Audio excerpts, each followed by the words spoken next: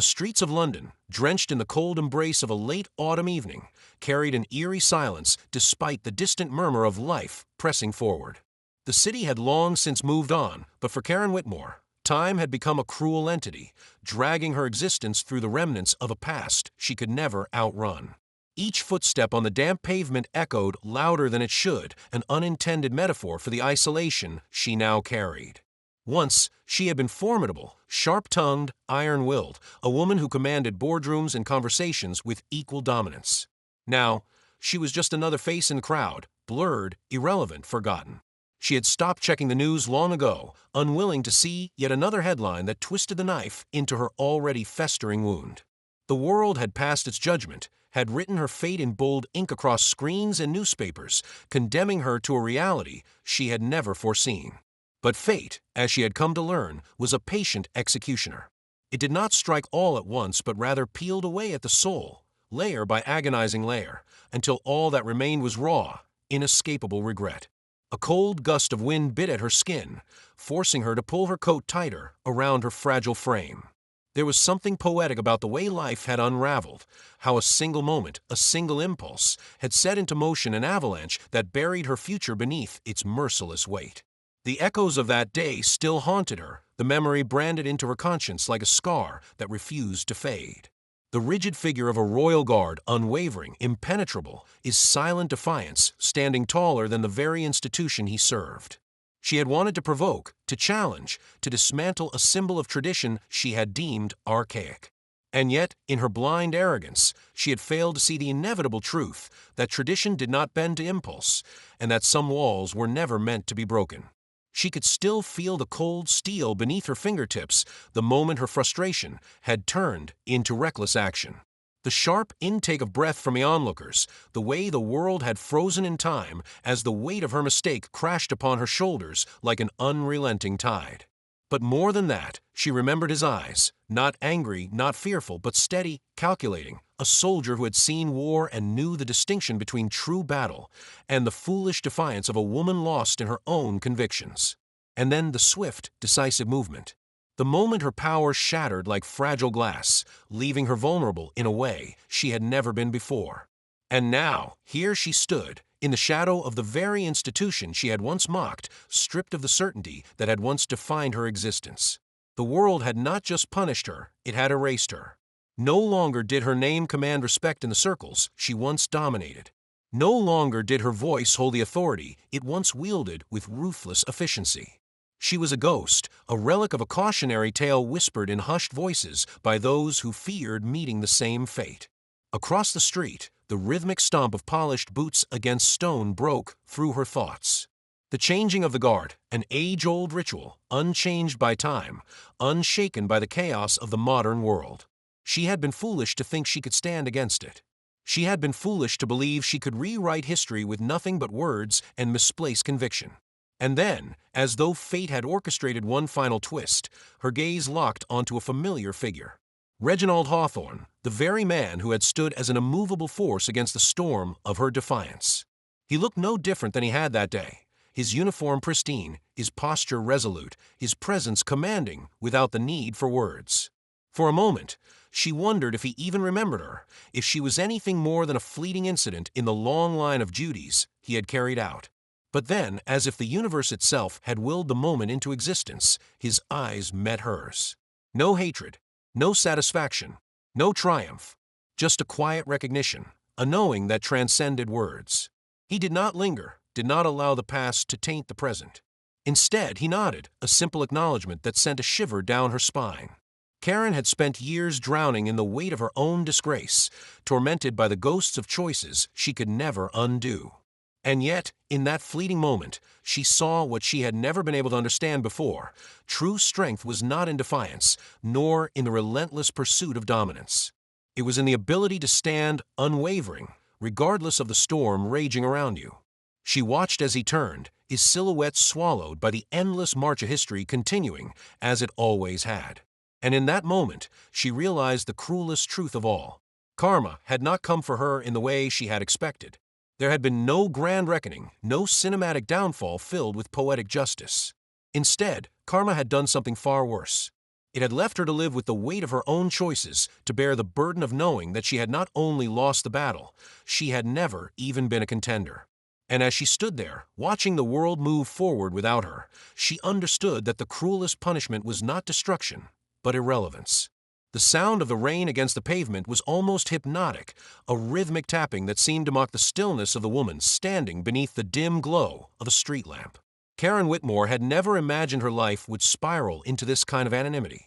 She had always been someone who commanded attention, whether in the high-stakes world of corporate boardrooms or in heated debates where her voice had once been sharp enough to cut through steel. But now, as she stood there, watching the world move around her without a second glance in her direction, she was struck by the realization that she had become a ghost of her former self. Her hands trembled slightly, though whether from the biting cold or the weight of the memories pressing against her chest, she couldn't be certain.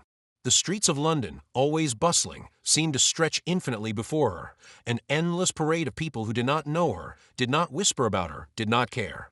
Once, she had been the center of a storm, a name plastered across headlines, her actions dissected in commentaries, her face appearing in news clips that played on repeat, a spectacle for masses to gawk at. But scandals, no matter how explosive, eventually fade. And so had she. There was something unsettling about the quiet that followed notoriety. At first, it had felt like relief, the absence of reporters, the ceasing of messages from strangers who either sought to vilify her or, worse, defend her. But soon, the silence grew heavy, like an anchor tied around her ankles, dragging her into a nameless existence. The absence of judgment was not mercy, it was condemnation of another kind. She had become irrelevant. She exhaled, her breath a thin mist in the night air. Across the street, the palace gates loomed, a symbol of an institution she had once ridiculed, once sought to provoke, believing herself to be an agent of change. How naive she had been. How foolish. The memory of that day played behind her eyes like a cruel film reel, unbidden yet relentless. The weight of the weapon in her hand, the rush of adrenaline, the smug certainty that she was in control, until she wasn't. Until she had been reduced to nothing more than a reckless woman subdued by the very forces she had attempted to mock. She shuddered not from the cold, but from the echo of that shame.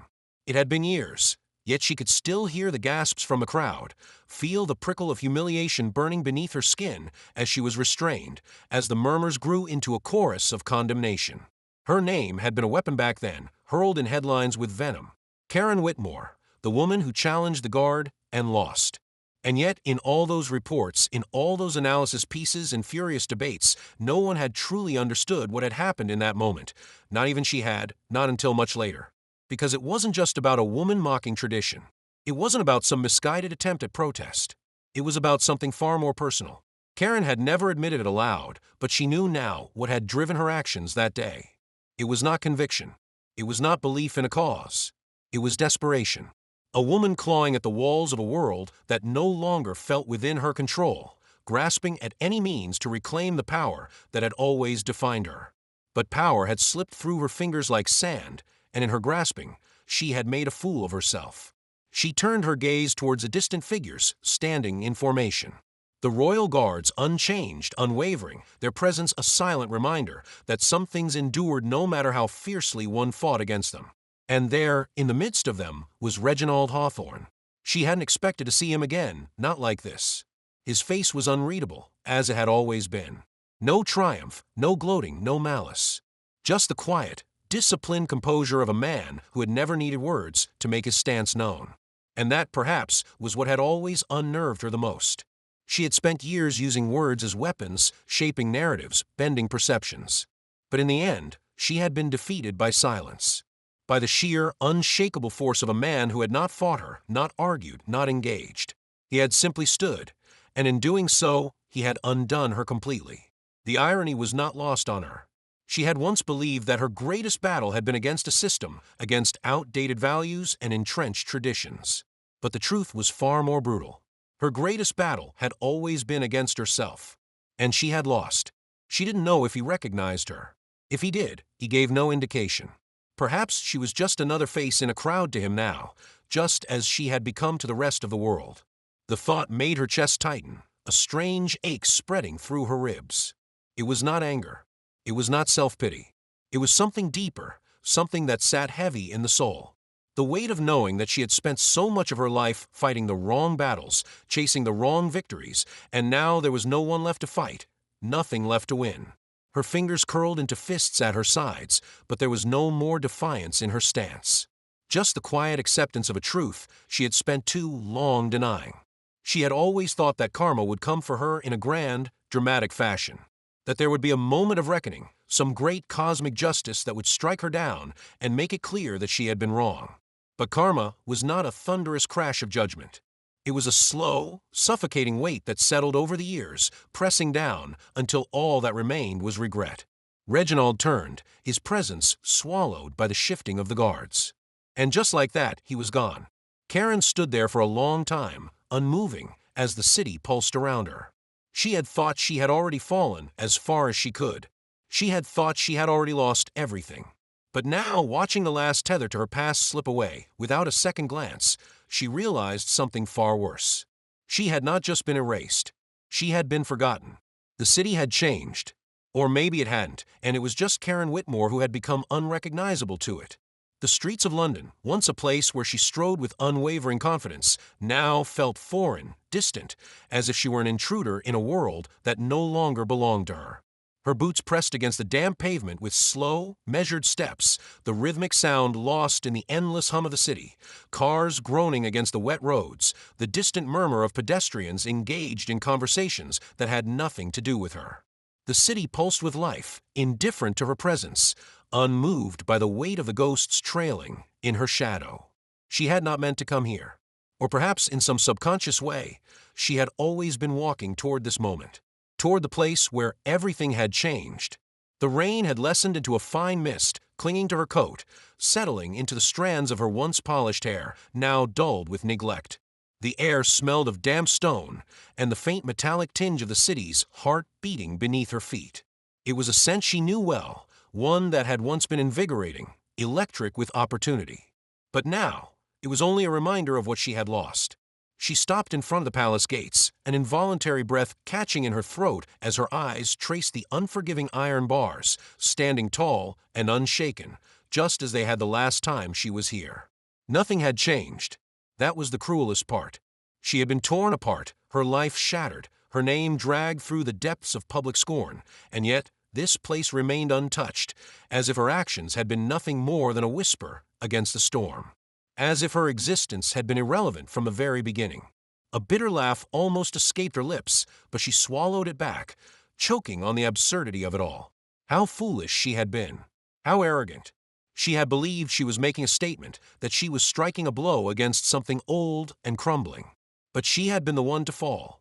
She had been the one who crumbled, while history stood unshaken, unmoved by her feeble attempt at defiance. Her hands trembled at her sides, not from the cold, but from the unbearable weight of knowing, of understanding, too late, that she had never been the force of reckoning she had convinced herself she was. The memory of that day crashed over her with merciless clarity. She could still hear the sharp intake of the crowd's breath when she had raised the weapon. She could still feel the rush of her own adrenaline, the misguided certainty that she was in control. And then, his eyes, steady, unwavering, not afraid, not even angry, just a quiet, immovable force. That was what had undone her. Not the arrest, not the headlines, not the courtrooms filled with judgment.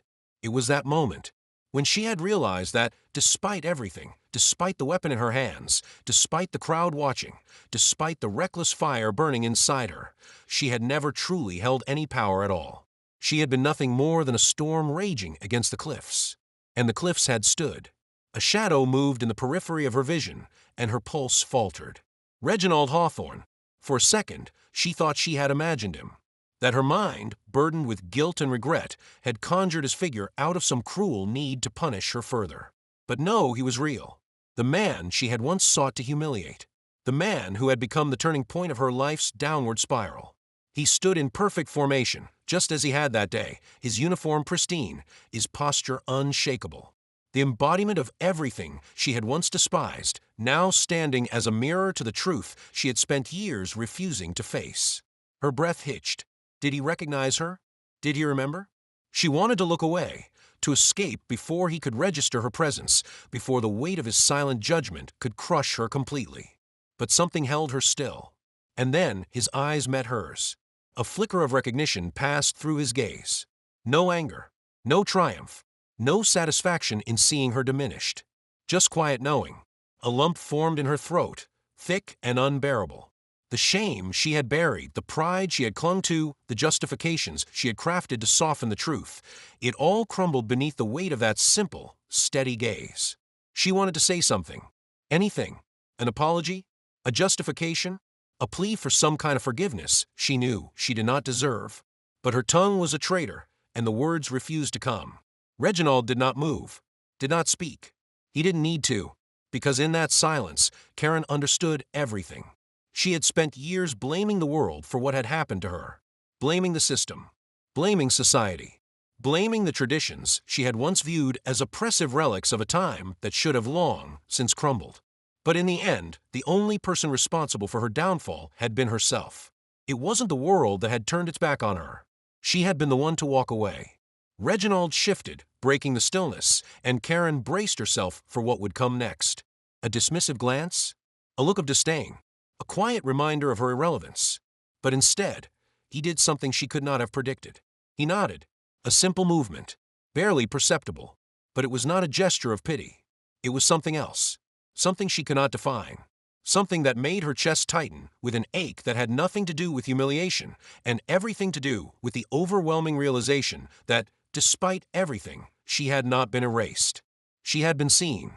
Reginald turned away, his figure swallowed by the disciplined march of the other guards, leaving Karen standing alone in the dim glow of the streetlights, her pulse hammering against her ribs. She had expected anger. She had expected judgment. But she had not expected this. And somehow that made it worse. She took a step back, then another, the cold night wrapping around her like a shroud. She had thought that karma would strike her down, that justice would be delivered with fire and fury. But karma had been patient. It had let her live long enough to see herself clearly. And that, she realized, was the cruelest punishment of all. The night stretched long and unrelenting, wrapping the city in a cloak of quiet indifference. The drizzle had stopped, leaving behind only the faint sheen of moisture on the cobblestone streets, a ghostly glimmer under the cold glow of the streetlights. London continued its ceaseless hum, cars whispering against the wet roads, distant voices bleeding into one another, footsteps echoing in rhythmic bursts. Yet for Karen Whitmore, the world had never felt so still. She stood in the half-light, her breath shallow, her pulse a frantic whisper beneath her ribs. The weight of the past hours, days, years, an entire lifetime of miscalculations and misplaced convictions settled heavily on her shoulders. She had spent so long running, so long clawing against the tide of her own undoing, that now, in the quiet aftermath of it all, she hardly knew what to do with herself.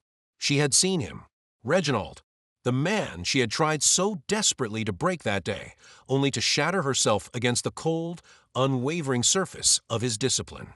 He had stood there, as he always had, unchanged by the years that had eroded her. And when his eyes met hers, when that fleeting moment of recognition passed between them, something inside her had buckled beneath its own weight.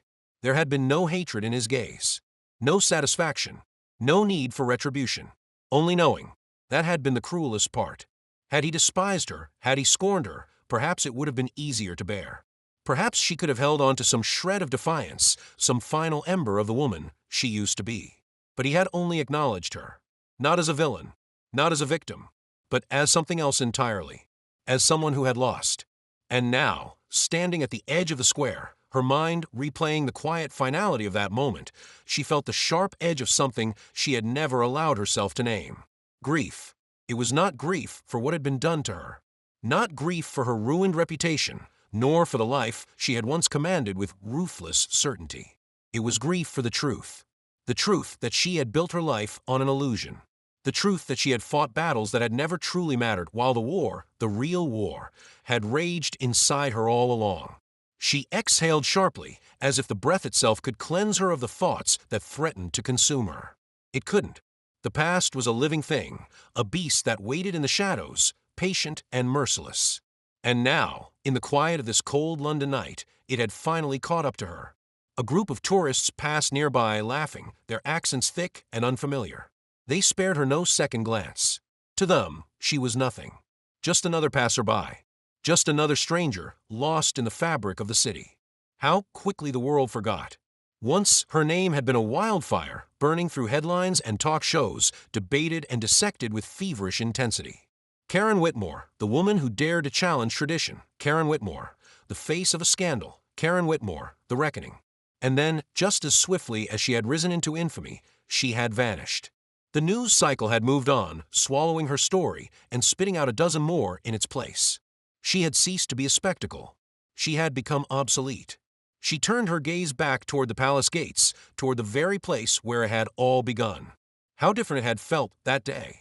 The roar of blood in her ears, the certainty that she was making history. That she was striking a blow against the old world, against the men who had built their power on the backs of women like her. And yet, what had she truly accomplished? Nothing. The palace still stood. The guards still marched. The traditions she had sought to dismantle remained, untouched, unfazed. And she had been the one to crumble. The weight of it was unbearable. A shudder rippled through her as the memories clawed their way to the surface. The stunned silence of the crowd. The moment she had realized, too late, the gravity of what she had done. The swift, merciless efficiency with which she had been taken down. The way the world had watched. The way it had judged. The way it had moved on. Her fingers curled into fists at her sides, her nails pressing sharp crescents into the flesh of her palms.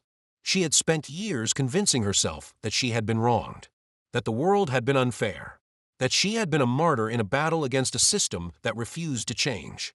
But now, standing here, staring at the unshaken walls of the institution she had tried to mock, she saw the truth laid bare. She had been nothing more than a storm raging against an immovable mountain, and the mountain had not even noticed. A lump formed in her throat, thick and unyielding. She had lost everything: her career, her reputation, the respect of those who had once stood at her side.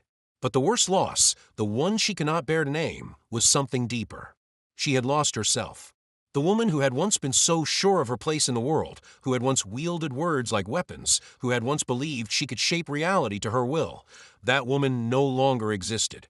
And in her place, there was only this: a ghost standing in the rain, staring at a past that no longer belonged to her.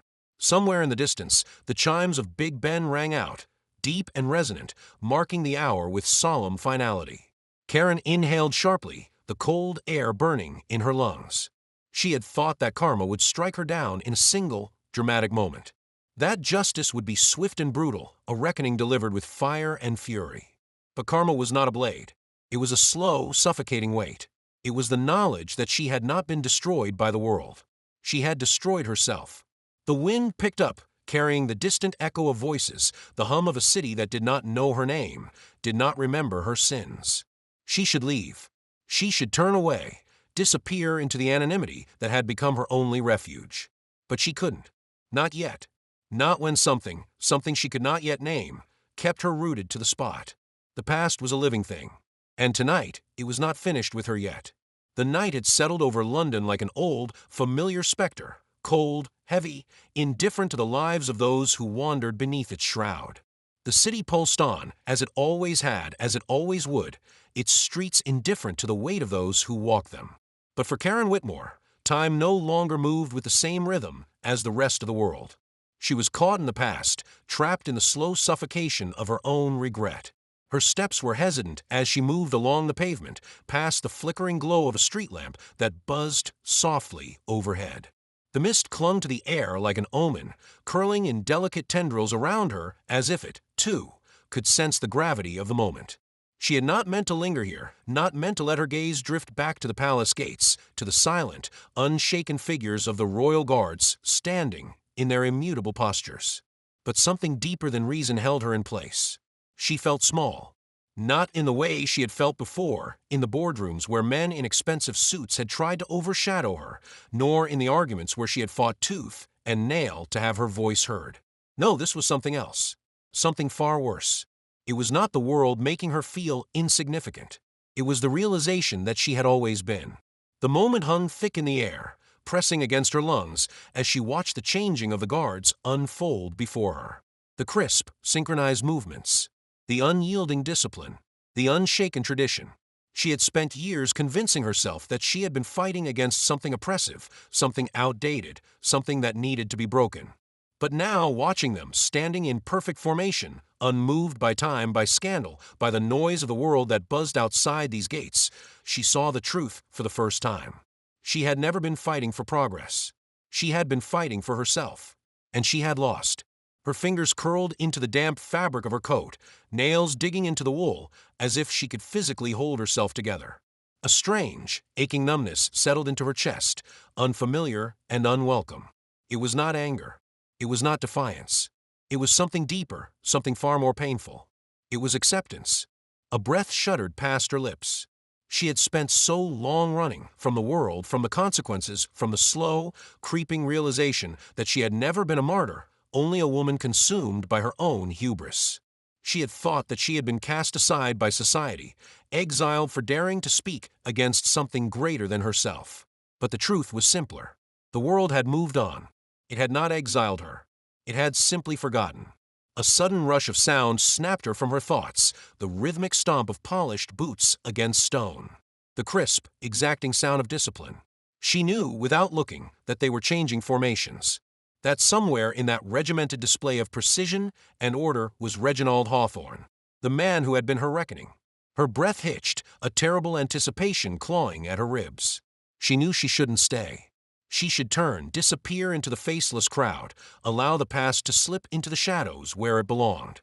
But she didn't move. And then, there he was. For a moment, the world held its breath. He was exactly as she remembered. The same sharp posture, the same unreadable expression, the same quiet force that had shattered her delusions all those years ago. And yet, he had changed, hadn't he? Or was it just her? Their eyes met, and everything else fell away. No words passed between them. They were not needed. Karen had once thought that she could break him, that her words, her mockery, her challenge would shake him from a foundation of everything he stood for. But in that moment, looking at him now, she understood something with a clarity that was almost painful. He had never been the one on trial. She had, and she had been found lacking. Her throat tightened, her body screaming at her to look away, to flee, to do something to break the unbearable silence stretching between them. But she couldn't. Because this was it. This was karma. Not some grand, dramatic reckoning. Not a fiery destruction of her life in some public spectacle. Not a moment of redemption where she would be welcomed back into the world with open arms. No, karma was something far crueler. It was this. Standing here in the cold, watching a man who had never needed to raise his voice to defeat her, knowing that he had never once thought of her as an enemy, only as a moment. A fleeting moment in his long, disciplined life. She had spent years thinking of him, of this place, of that day, but he had never thought of her. She had not mattered. A slow, sickening realization coiled in the pit of her stomach.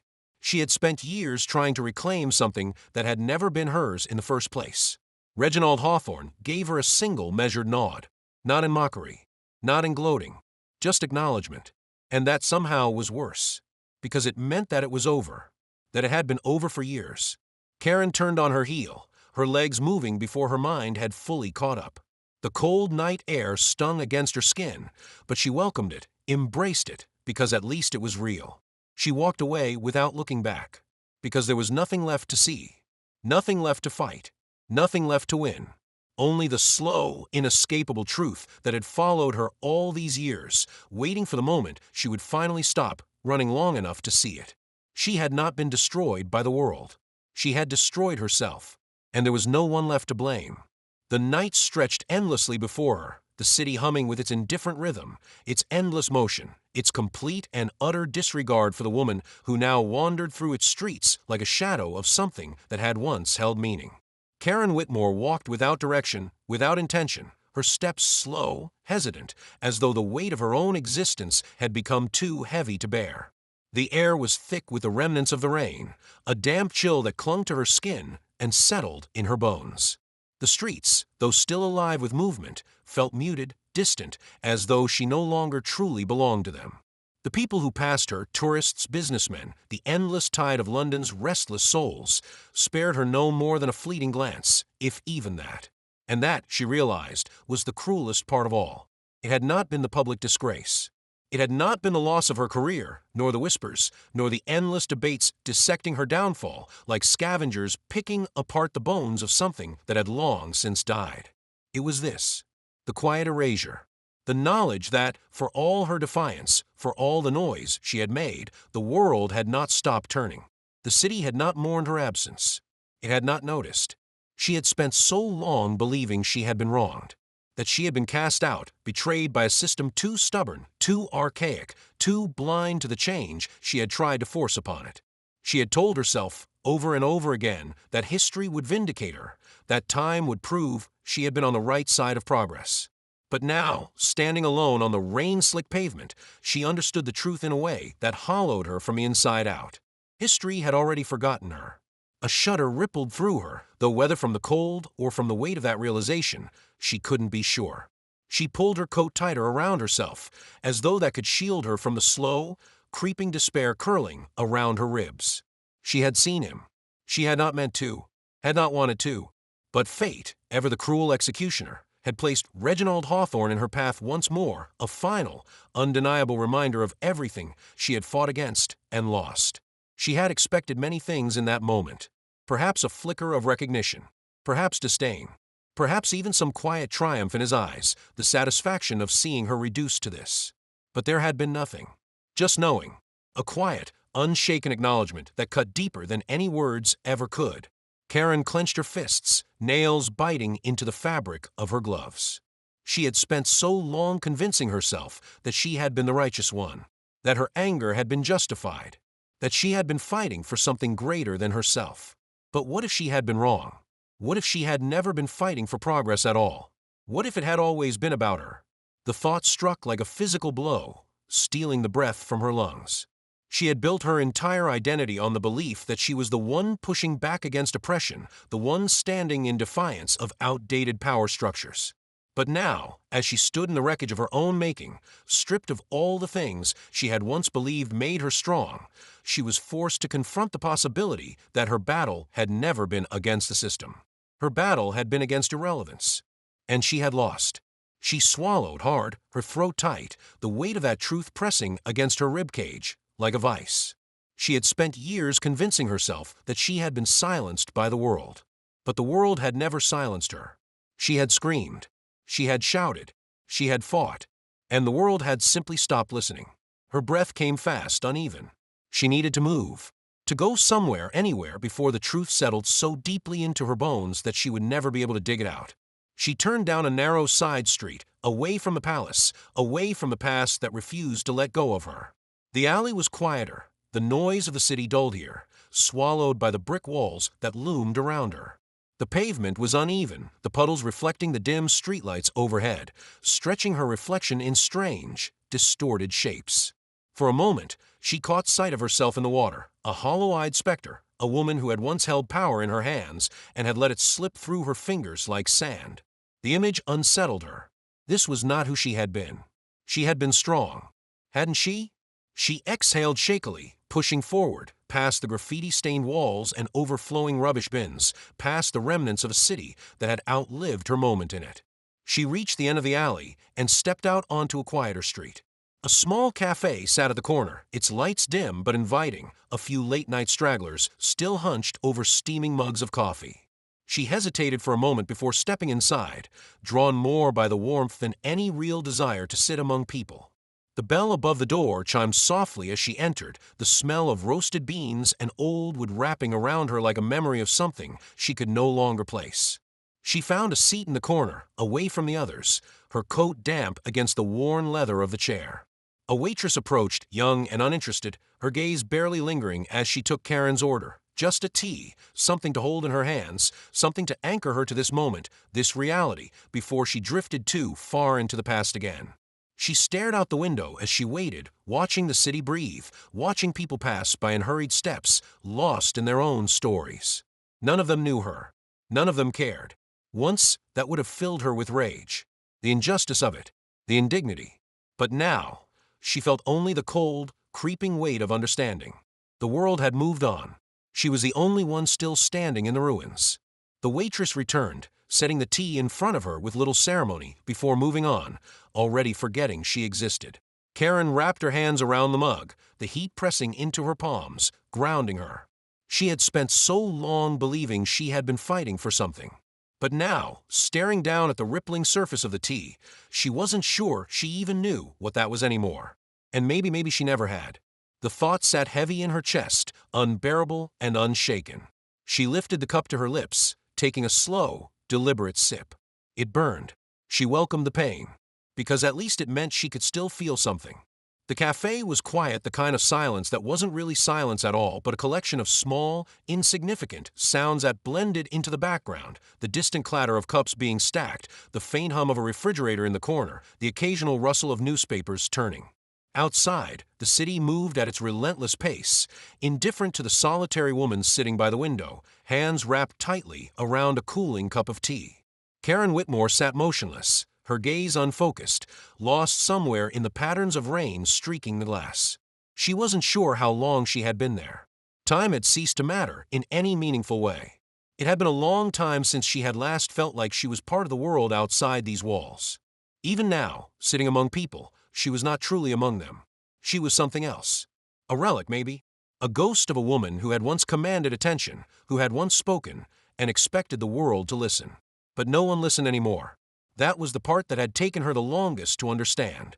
She had thought the world had silenced her, but that wasn't true. The world simply no longer cared. And that was worse. Her fingers traced the rim of the mug absently, the ceramic rough beneath her touch. She thought about how easy it had been once to wield power. Not physical power, not strength, but influence. That invisible force that had once surrounded her, bending the world in subtle ways. A word in the right place, a headline written just so, an argument sharpened to cut through anything in its path. She had been heard. But influence was a fragile thing, as delicate as glass.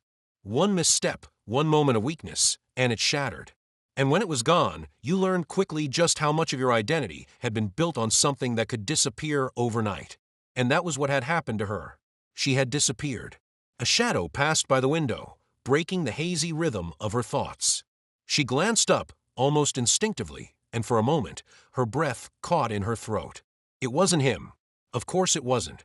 Reginald Hawthorne had walked away hours ago, his presence dissipating into the steady march of time, just as it always had. He had moved on. And she had been left behind. The weight of that realization pressed down on her, settling in the hollows of her chest.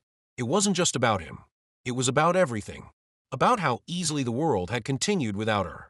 About how insignificant she had always been, even when she had believed herself untouchable. Her fingers tightened around the handle of her mug, her knuckles pale.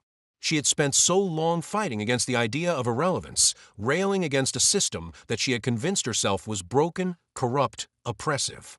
She had believed herself to be a warrior, a force of change. She had been so sure of herself. So sure. And yet, in the end, the system had not broken. She had. The cafe door swung open with a chime, and a gust of cold air swept through the room. Karen barely noticed. She was staring at the reflection in the window now, but she hardly recognized the woman staring back.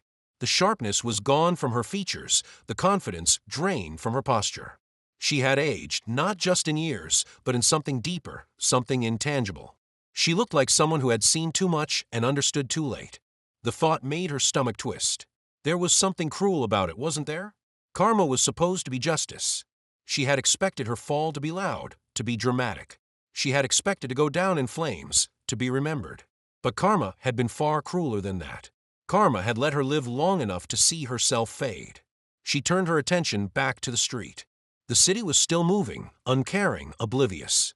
People rushing home from late shifts, taxis gliding through the wet roads, lights blinking in shop windows as doors locked for the night. All of it untouched by her presence. Once, she had thought she was important. Now, she realized she had never really mattered at all. The tea had gone cold in her hands. She placed it down gently, the porcelain making a soft sound against the wooden table. A simple, meaningless sound. Like her. Karen inhaled slowly, deliberately, as if she could breathe herself into some kind of certainty. But there was none to be found. What now? She had spent years running from this moment, convincing herself that redemption would come, that justice would tilt in her favor, that the world would realize it had been wrong to cast her aside. But there would be no redemption. No reckoning. Only this. This slow, suffocating nothingness. The cafe lights flickered slightly, the old wiring struggling against the night's dampness. Karen glanced at the clock on the wall. It was late. She should go. But where? She had no place left that felt like home. She had spent her entire life belonging to something, her career, her cause, her fight. She had never learned how to simply be. And now, stripped of everything, she realized that she didn't know who she was. The thought sent a sharp, unfamiliar pang through her chest. She pressed her palms against the table, bracing herself as she stood. The movement felt heavier than it should have, as if her body knew what her mind refused to admit. She was tired, more tired than she had ever been. A life spent fighting ghosts had left her with nothing but the weight of battles that had never truly mattered. She glanced once more at the city outside. A couple walked past, arms linked, lost in quiet conversation. A man hurried through the rain, his collar turned up against the cold. A woman waited at the curb for a taxi, tapping a message into her phone, her expression unreadable. They were all moving, and she was stuck. She reached into her coat pocket, feeling for something, anything, to anchor her. Her fingers brushed against the worn edge of an old business card. She pulled out slowly, staring at the name printed across it. The ink had faded slightly, the corners frayed from years of being shoved into forgotten pockets. A name she hadn't thought of in years. A name she had once dismissed. A name that might, just might, offer her a way forward. Her grip tightened on the card. Maybe it was time to stop waiting. Maybe it was time to do something she had never done before. Start over.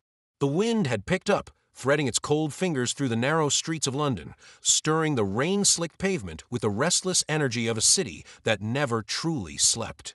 Karen Whitmore pulled her coat tighter around her, but the chill that had settled in her bones had little to do with the weather. She had walked for hours, the lights of the city bleeding together into a dull blur of neon reflections and passing headlights, the distant hum of voices nothing more than static against the sound of her own thoughts. She told herself she was heading somewhere, but deep down, she knew the truth. There was nowhere left to go. For so long, she had believed momentum. That if she just kept moving, if she just kept pushing forward, she could outrun everything. Her past, her failures, the unbearable weight of irrelevance pressing down on her shoulders like a silent, unrelenting specter. But tonight, the weight was winning. Her steps slowed as she reached the edge of a park, its gates barely visible through the mist curling low over the ground.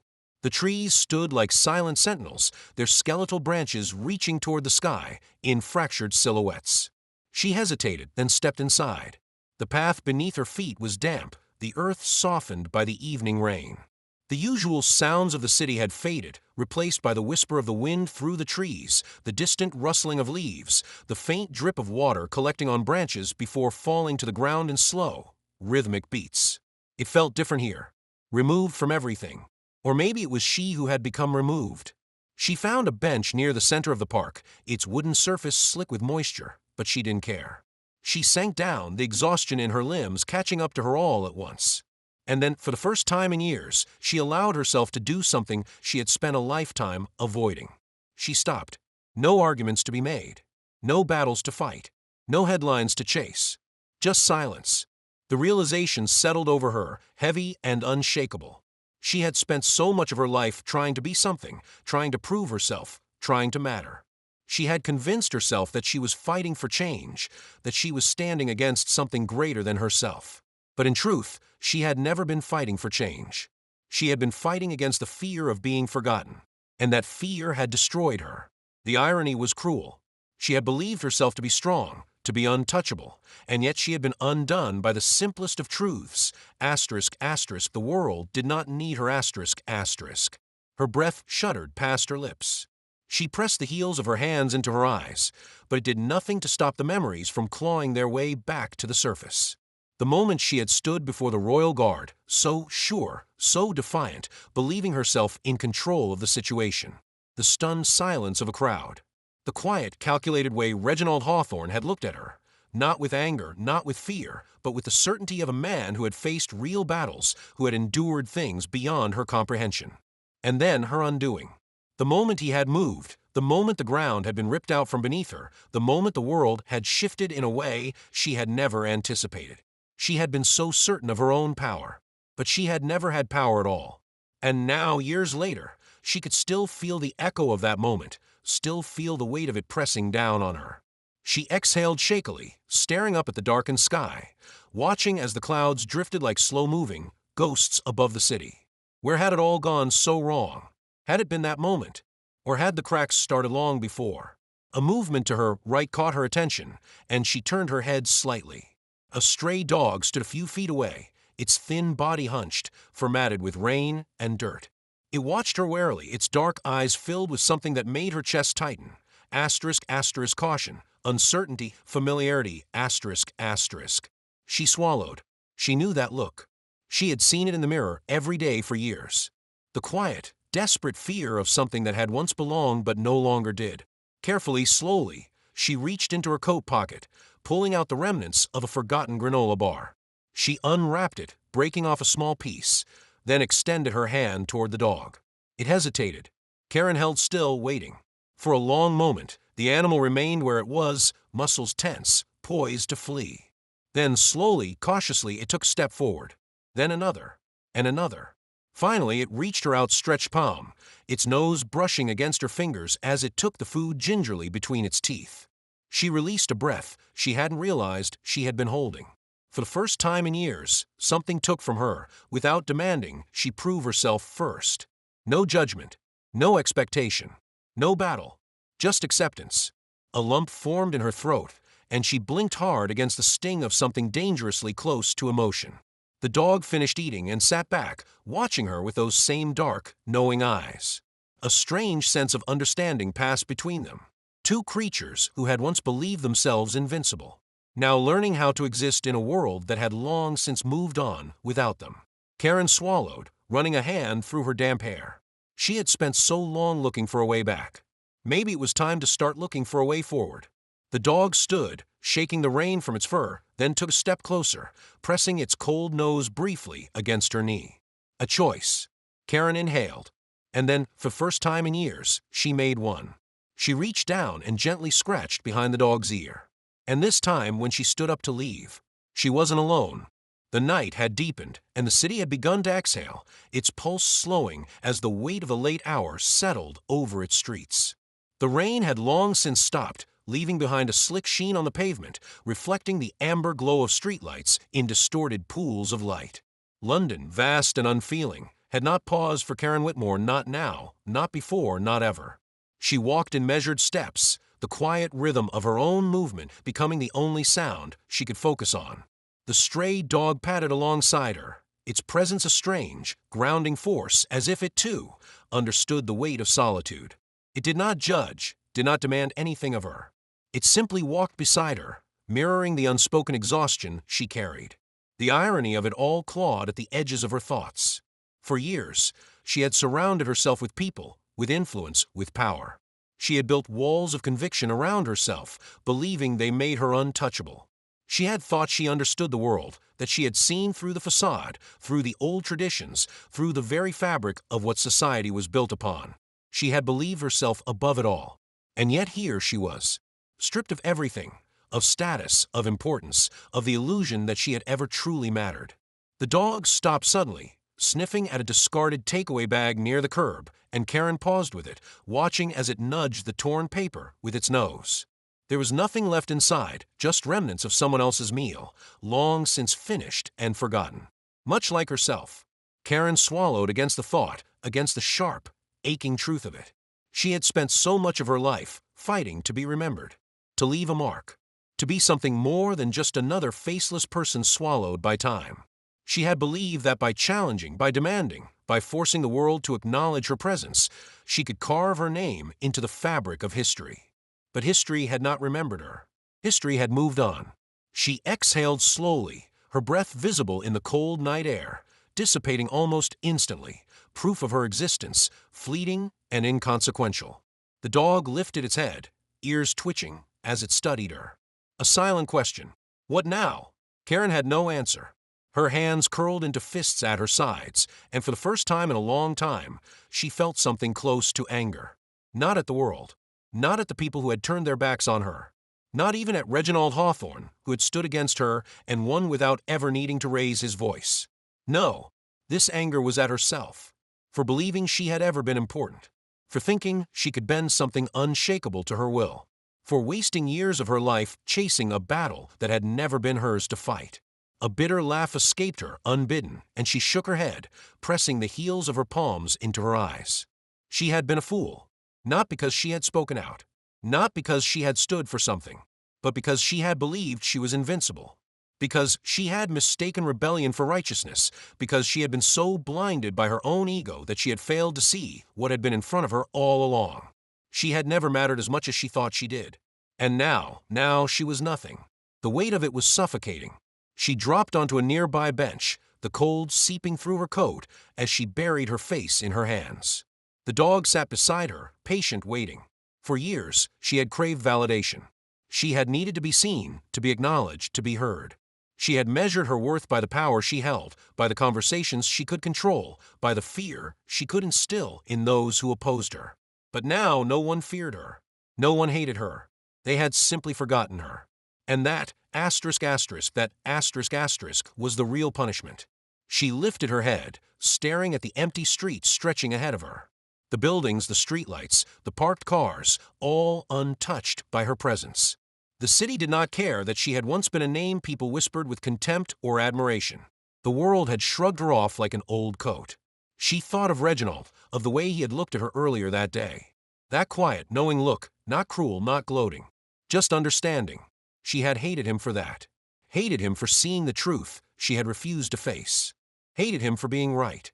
But now she saw it. He had not stood against her that day out of arrogance. He had not humiliated her out of cruelty. He had simply been doing his duty.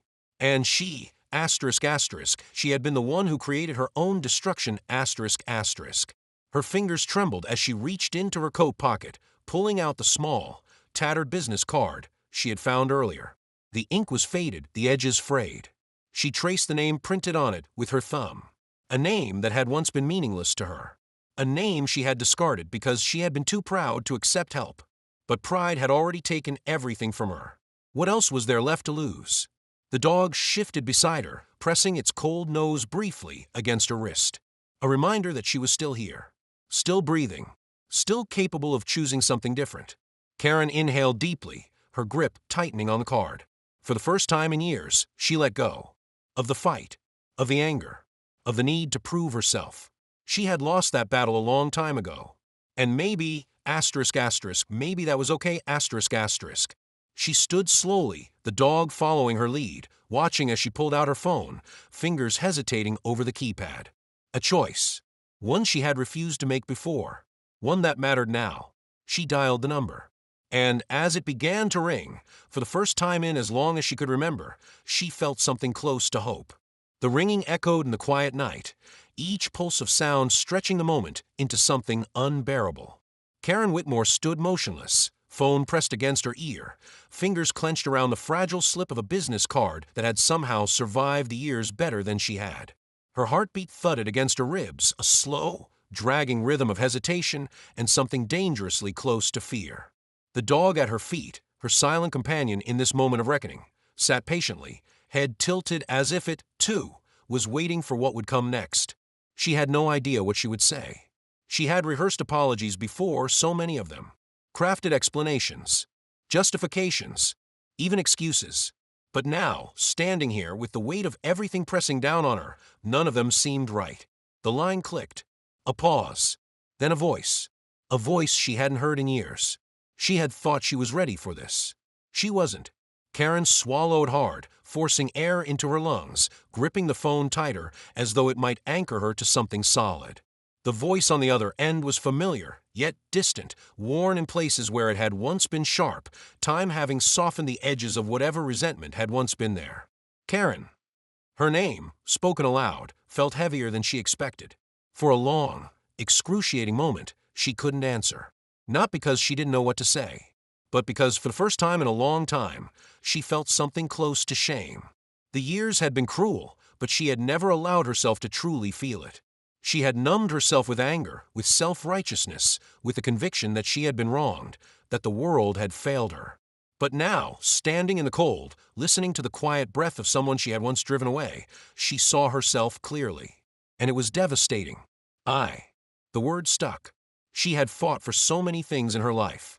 Had argued, had debated, had forced her voice into spaces where it had not been wanted. But this, asterisk asterisk, this was different asterisk asterisk. This was not a battle she could win with words.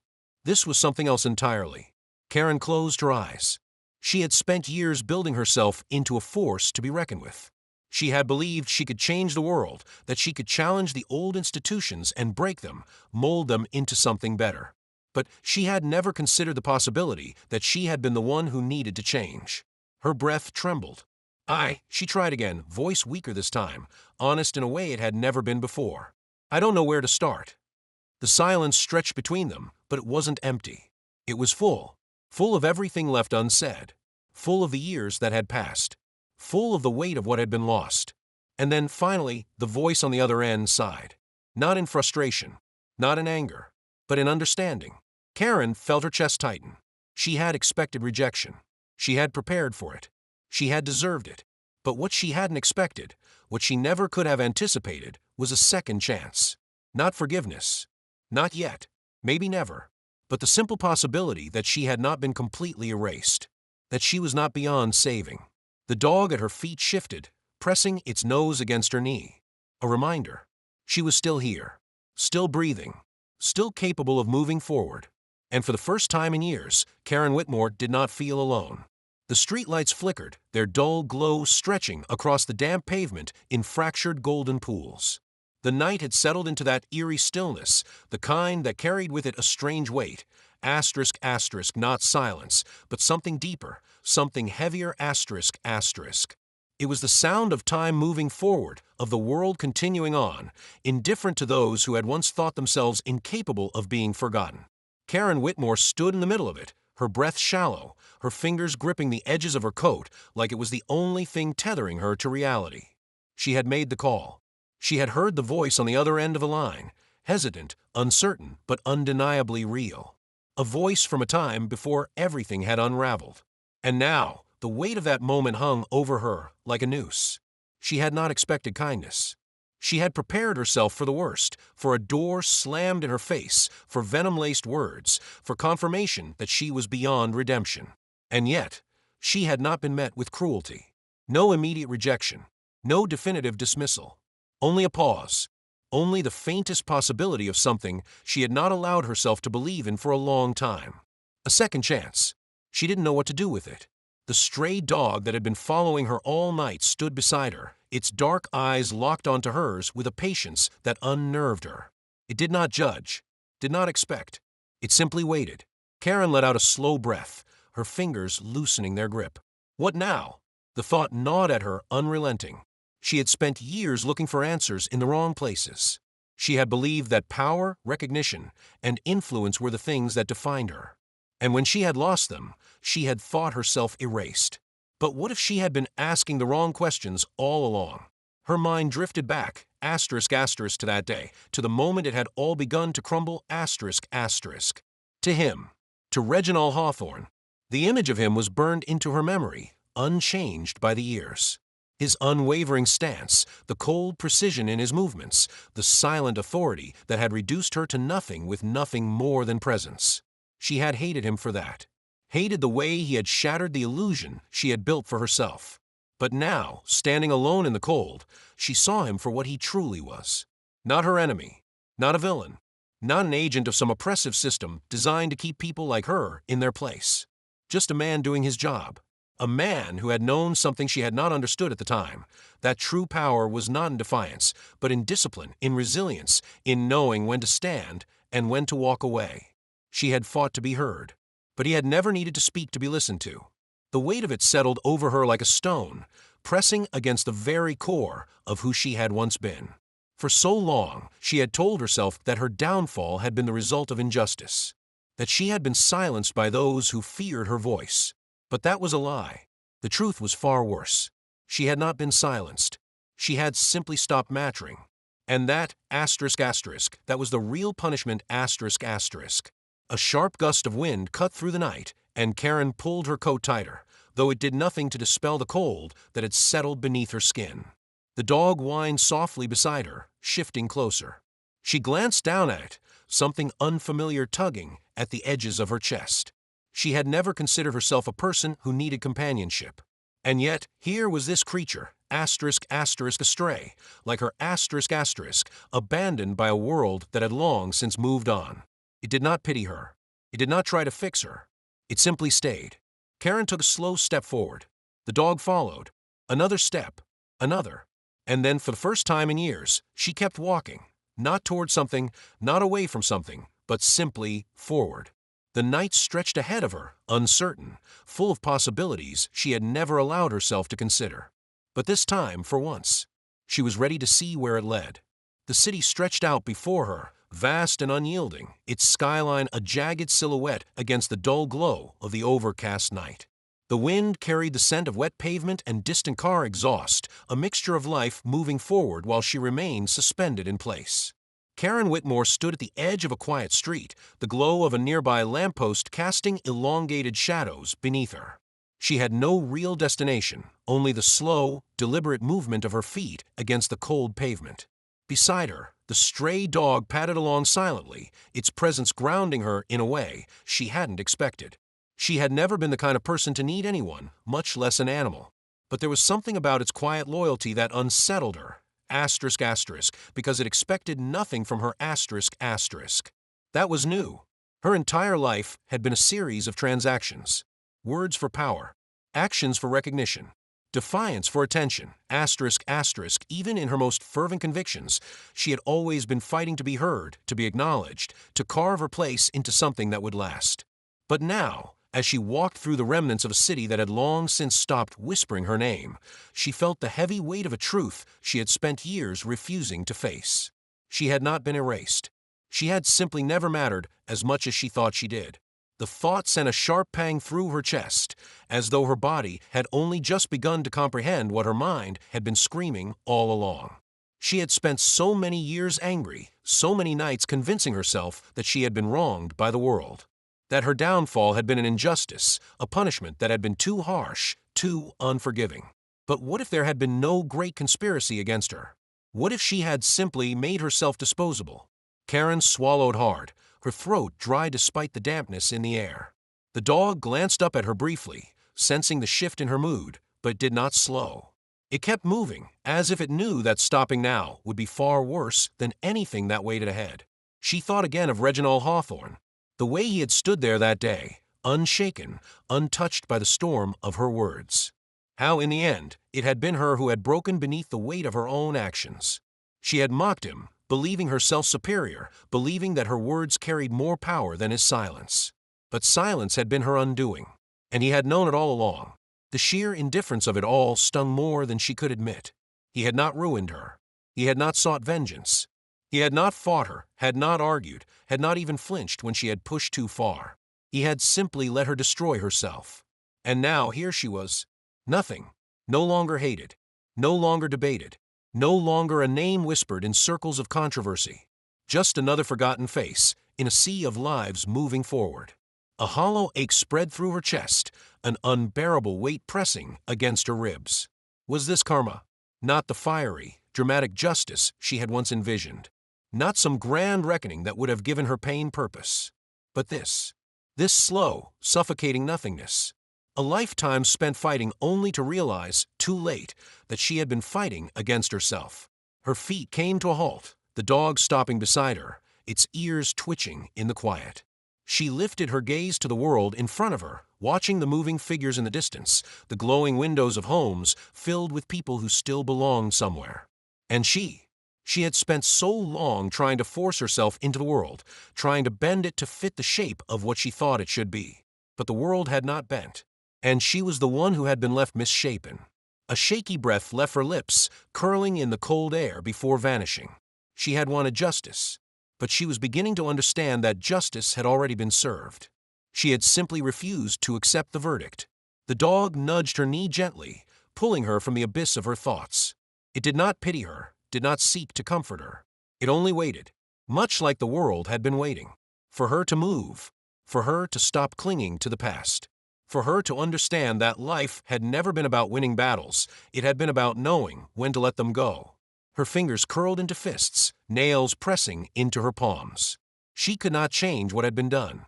She could not rewrite her past. She could not force the world to care about her again.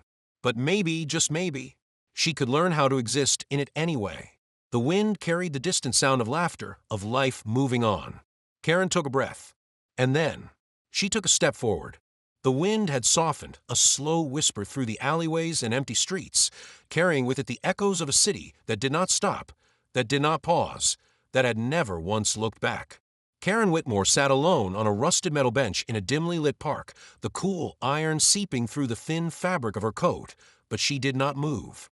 The stray dog lay curled at her feet, its quiet breath a rhythmic rise and fall against the night air. She could feel its warmth, asterisk asterisk, the only warmth that had followed her through these past few hours of reckoning, asterisk asterisk.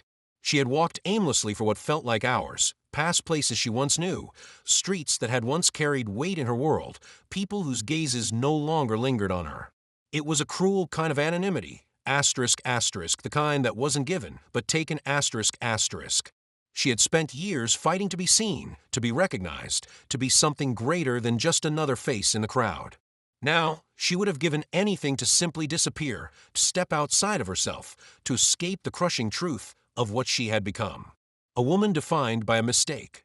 She let out a slow breath, watching as it curled into the cold air before vanishing, much like she had from the public consciousness. There had been a time when the weight of her name carried something: power, influence, fear, even admiration in certain circles. Now, it was nothing more than a cautionary tale. A moment that had come and gone. Karen tilted her head back against the bench, staring up at the night sky.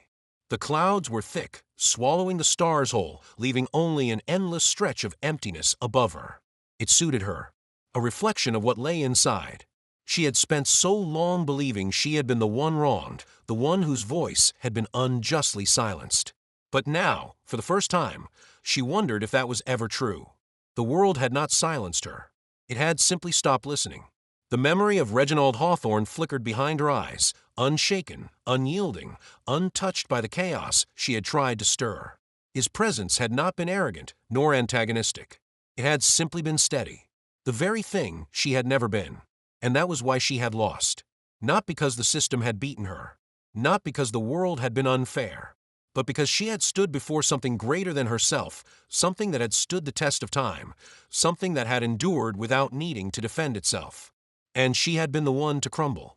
Her fingers curled into the fabric of her coat, her knuckles white. She had never prepared for failure. Not really. She had believed herself to be above it, incapable of true defeat. She had always been the one who dictated the terms, who shaped the narrative, who controlled the conversation. Until she had met someone who did not need words to win. A slow, bitter chuckle escaped her lips, startling the dog at her feet. It lifted its head slightly, eyes glinting in the dim glow of a distant street lamp, watching her with something close to understanding. And for the first time, Karen felt truly, unbearably tired.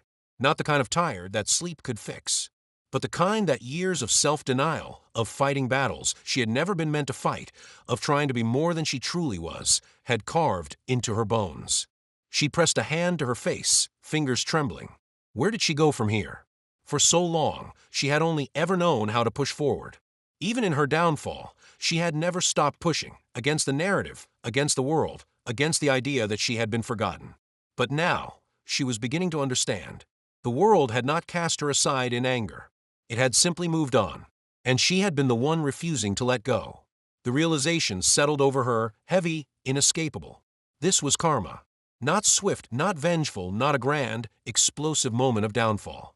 But this, the slow, crushing weight of seeing herself clearly for the first time.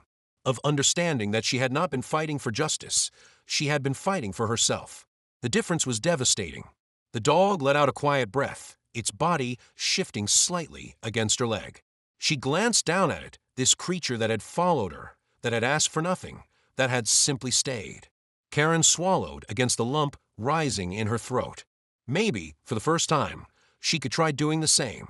Not fighting, not pushing, not trying to force the world to acknowledge her existence, but simply staying, being, existing in the silence she had once feared so much. Her hand reached down, almost without thinking, fingers brushing against the dog's damp fur.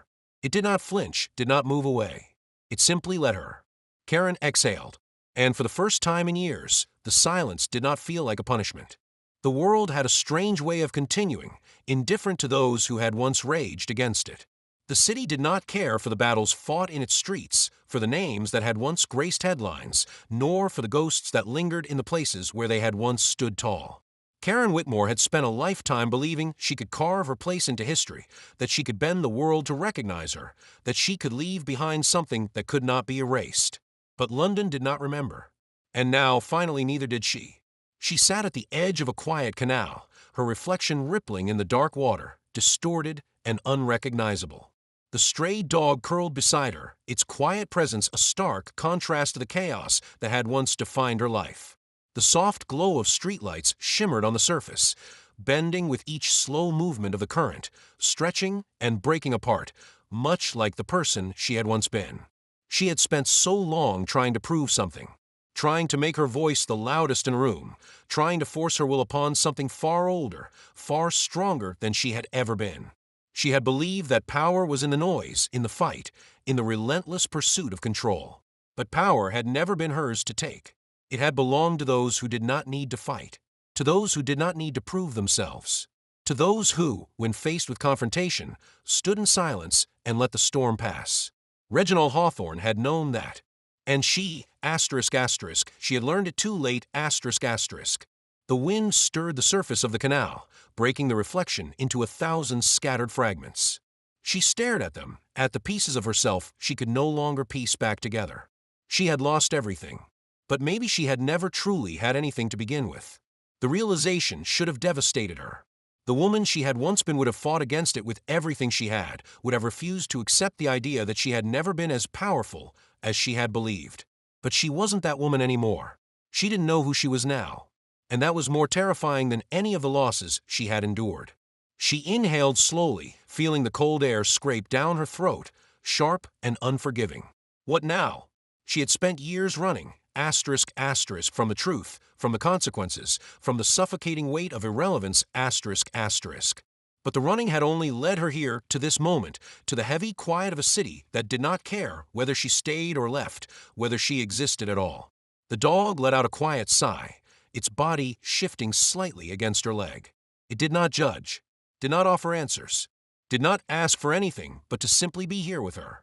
For the first time in so many years, someone something was beside her without expectation. Karen closed her eyes. What if she had been wrong about everything? What if the fight had never been about changing the world? What if the real battle had been learning how to live in it? Her fingers curled into the damp fabric of her coat. The canal stretched endlessly before her, disappearing into the misty distance, the soft glow of the city pressing in at the edges of the darkness. There was a time when she had feared silence more than anything. Now she sat in it, felt it, let it settle into her bones. For the first time, it did not feel like a punishment. She opened her eyes, and for the first time in years, she did not look back. The night stretched endlessly, the city's quiet hum wrapping around Karen Whitmore like a ghost of something that had once been familiar. The streets were empty now, save for the distant flicker of headlights reflecting off wet pavement and the rhythmic, almost hypnotic sound of water lapping against the canal's stone edge. She stood still, shoulders heavy with an exhaustion that was deeper than anything physical, the kind of weariness that settles into a person's soul after years of fighting battles that never truly belonged to them, The dog beside her, the only presence that had stayed, shifted slightly, its dark eyes lifting to study her, its breath slow and steady in the crisp air. It did not move, did not make a sound, only watched. She had once hated being watched. She had once demanded that every gaze that landed upon her carry weight, that her name be whispered with either fear or admiration, that her presence leave a lasting imprint wherever she went. Now, she was simply a woman in the night, standing in the quiet, no longer waiting to be seen. A gust of wind sent a ripple through the water, breaking apart the reflection of the buildings that loomed behind her, distorting their edges, bending their rigid lines into something unrecognizable. Karen felt like that reflection, a fractured version of what she had once been, scattered across a surface too unstable to hold her together. She closed her eyes, pressing her fingers into the palms of her hands, feeling the dull ache of her own body against itself. This was it. The moment where everything that had brought her here had finally settled. The weight of her past, the years of noise, of defiance, of relentless, desperate grasping, it had all led to this. Not to some grand reckoning, not to the vindication she had once believed she deserved. Just this. The quiet, the undeniable, inescapable truth that the world had moved forward without her, and that perhaps it had been right to do so. Her chest tightened at the thought, but there was no anger left in her. That was the strangest part. There was no fire left to rage, no words left to throw like weapons. She had burned through it all, through herself, until there was nothing left but embers. For so long, she had believed that if she was not in control, she was nothing. That if she did not dictate the conversation, if she did not demand attention, if she did not keep pushing, asterisk, asterisk, then she would disappear, asterisk, asterisk. But she had been wrong. Because this quiet moment, this stillness, was proof that she had never been in control at all. And yet she was still here. She let out a slow, shaky breath, her fingers relaxing, the tension she had been holding for years beginning to unravel. A laugh, asterisk, asterisk, small, barely there, asterisk, asterisk, escaped her lips, but it was not a laugh of amusement. It was a laugh of understanding. A laugh that came from the kind of realization that was both freeing and utterly devastating at the same time. She thought of Reginald Hawthorne, of the way he had stood there that day, completely unmoved by her, completely untouched by the storm she had tried to stir. She had thought him a symbol of oppression. She had thought herself the force that would bring him to his knees. But he had never been the one on trial. She had, and she had been found lacking. She exhaled, a strange kind of relief settling into her, though it was tinged with something else. Asterisk, asterisk, a deep sadness that she could not name, asterisk, asterisk. Because this was the moment she had spent years avoiding. This was the moment she finally understood. Not just that she had been wrong, but that she had never even been in the fight she thought she was in. The dog nudged its head lightly against her knee, and she glanced down at it, watching as it curled its body closer to her, as if sensing that something inside of her had finally broken open. And it had, but not in the way she had once feared. She was not ruined. She was not lost. She was just something else now. Something she did not yet understand. And for the first time, that was okay. The night stretched ahead of her, vast and unwritten. Karen inhaled deeply, and for the first time in as long as she could remember, she did not feel the need to fight it.